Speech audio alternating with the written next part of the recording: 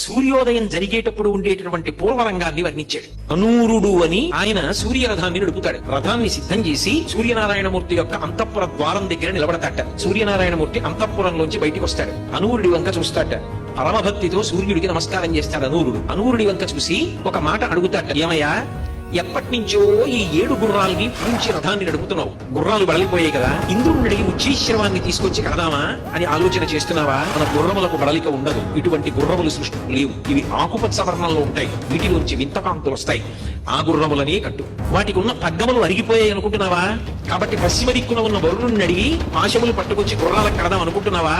మన గుర్రాలకి కట్టేటటువంటి పాశములు వరుణుడి దగ్గర కూడా ఉండవు, ఇవి సర్పపాశములు, పాశములు మార్చకు. ఏకచక్రధరం దేవంతం సూర్యం ప్రణమామ్యహం. ఆ రథానికి ఒకటే చక్రం ఉంటుంది, ఒక చక్రమే ఉంది కాబట్టి విష్ణువు దగ్గర ఉన్న సుదర్శన చక్రాన్ని తీసుకొచ్చి రెండో వైపు అమరుద్దాం అనుకుంటున్నావా? ఇరుసికి అక్కర్లేదు, ఇన్నేళ్లు తిరిగినా చక్రం అలాగే ఉంటుంది, బెగబెట్టుకో అంటే. పరమ సంతోషాన్ని పొంది అనూరుడు సూర్యనారాయణమూర్తికి నమస్కారం చేసి రథం ఎక్కుతాడు.